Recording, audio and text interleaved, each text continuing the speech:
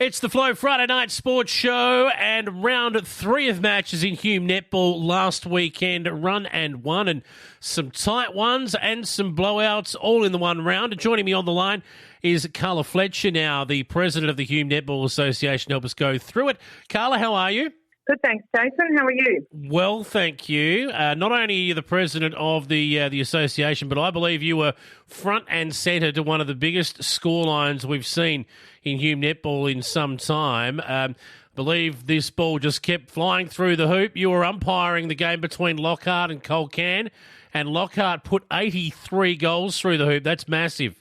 Yes, it was a big game for Lockhart, but, Colcan fought it out for the whole game, and they had some really impressive patches of play, and the coach is really impressed with how the girls are putting into practice everything that they've been working hard on at training. So they felt they had a bit of a win as a team, the Colcan girls. But Lockhart's coach, Jemima, is really happy with how Lockhart's working together as a team, and especially the shooting in the circle from Olivia and support from Isabel, a young girl who usually plays in the centre court, stepped into goal attack for the weekend. How about that? Big scoreline. Yeah. But Colcan put 31 of their own through, so 114 goals scored in the game. I mean, as an umpire, you would have been looking for a drink at the end of that, I would have thought.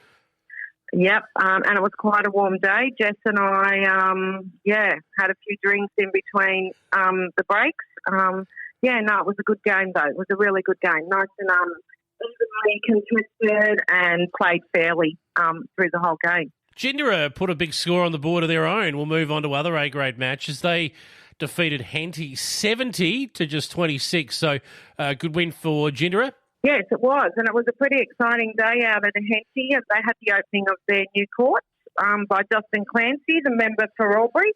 Young Henty Jimmy Jones stepped into the role of goal defence and had a great game against the experienced shooters from Gindera. And there was a great mid-court battle between Lucinda Morgan from Gindera and Henty's Melanie Wetton. And once again, Shana Holland played fantastic in defence for Gindera, and Charla Sutcliffe, she's just a strong, reliable shooter for Gindera. So that gave them the good win. How long? 51 over Holbrook 26, a pretty solid victory for them, 25 goals to the good, but Holbrook struggling at the offensive end of the court at the moment. Yes, they are. They're working really hard in defence. Jodie Ross from Holbrook's putting a lot of pressure on some of the shooters, but I mean, How Long would have been very pleased to be back on the winners list this week. And the best players for How Long was Sam Way in at goalkeeper and Abby Lishke at goal defence. They put a lot of pressure on the Holbrook shooters and brought the ball down the court for the Spiders. Let us have a look now at Brock Burham, who hosted Rand Wulbundry Waller. The Giants came to town, and it was the Giants who prevailed away from home 57-40. So a pretty solid win for the Giants. Girls, they'd be delighted with that result. Yeah, they were pretty excited to have their first win for the season. Jess Kotzer from the Giants had a really strong game in defence. She was best on court. Vivian Mallow stepped into goalkeeper and did a really great job of shutting down the Fox Burham shooters. And they also had another young girl stepping up from B grade, Caitlin Mortius, and had an awesome game, missing only one goal when she replaced Mel McClelland in the third quarter. And the best players, Fox Burham, is Jemima Dunstan, and Beck Livermore and Lucy Innes had strong games. Now, the last two results of the round, I tell you what, these two are the tightest matches we've seen for a while. Thrillers they were.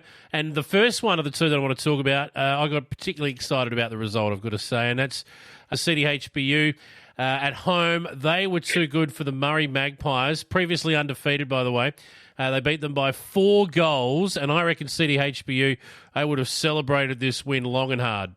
I'm sure they would have, because I think the Magpies flew out of the blocks in the first quarter, so CDHBU were chasing them all game, and it was not up until the last quarter where there was several key turnovers with a few minutes to go, and CDHBU just capitalised and never gave up during the whole game.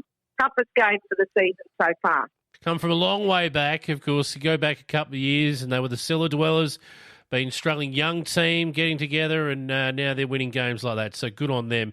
And the last match of the round, well, this was the one we pegged as the match of the round. It was Osborne and the Billabong Crows, and it lived up to the billing.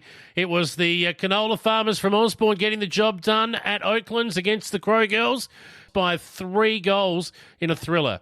Yeah, so Osborne started the game off fairly strong, and the Crows girls had to really work hard and put some power on across the whole court for Osborne. And it was also in the last few minutes of the final quarter.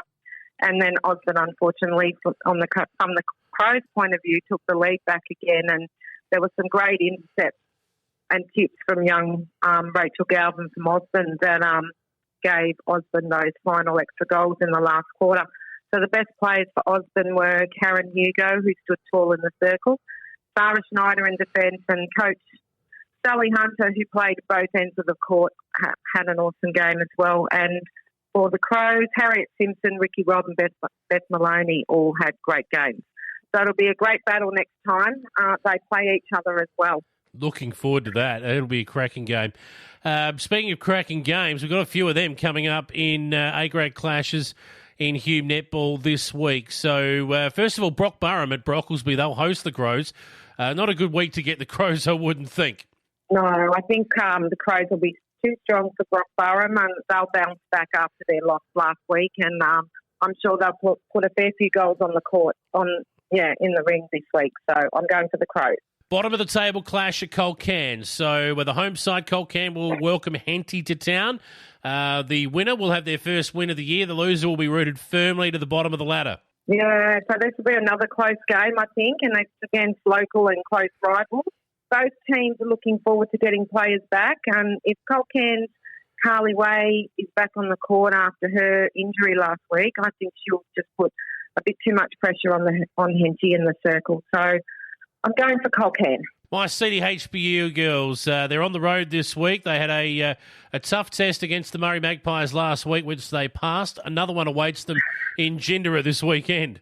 Yeah, I think Gindera will be too good for CDHBU this week, and their courts have just been resurfaced, so they'll be looking forward to getting back out on the court out at Gindera, but I think Gindera will come away with the points there.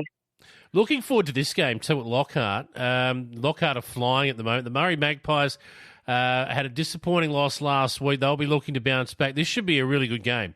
Yeah, I think it'll be every game Lockhart and the Magpies play each other is really highly competitive and contested across the whole court.